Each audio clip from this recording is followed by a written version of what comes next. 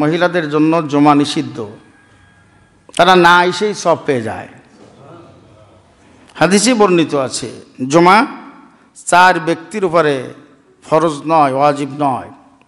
তন্মধ্যে আল মারআ, মহিলাদের উপরে জমা কি ফরজ না, ওরা জোহরই পড়বে। সালাতুল নিসা আফজালুন খায়রুম ফি বাইতিহিন্না ফি ক্বারি বাইতিহিন্না, মহিলাদের নামাজ মসজিদে আদায় করা অপেক্ষা তাদের গৃহেই সব থেকে বেশি সওয়াব এবং তাদের জন্য কল্যাণকর, এটা তাদের জন্য উত্তম। সহিহ riwayat আবু দাউদ শরীফে বর্ণিত আছে বাইতুহুন্না খায়রুল লাহুন্না, মহিলাদের নামাজ তাদের গৃহেই উত্তম। কারণ পুরুষ মহিলা ইবাদতের নামে হোক আর যে নামে হোক, ইসলাম চায় না, ইসলামের এটা মেজাজ নয় পুরুষ মহিলা একত্রিত হয়ে যাক। আর এর কারণ হলো ফিতনা। পাশাপাশি আসলে জল্পনা কল্পনা এসে যেতেই পারে। এই জন্য মহিলাদের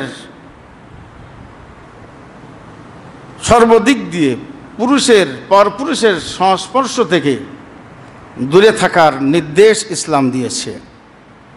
ওয়ালা তাকরাবুজ জিনা, জিনায় লিপ্ত হয়েও না, আল্লাহ তা বলেননি। জিনার নিকটবর্তীও হয়েও না, জিনার নিকটবর্তীও হয়েও না,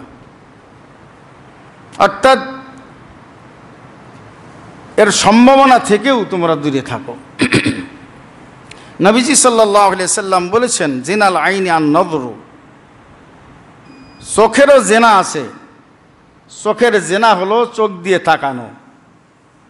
জিনাল লিসানি আল কালাম, জবানের পর পুরুষ পর নারী পরস্পরে খারাপ কথা বলা।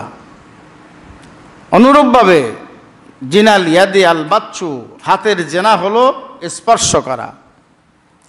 এইভাবে জেনার বিভিন্ন প্রকার রাসূলুল্লাহ সাল্লাল্লাহু আলাইহি ওয়াসাল্লাম ইরশাদ করেছেন।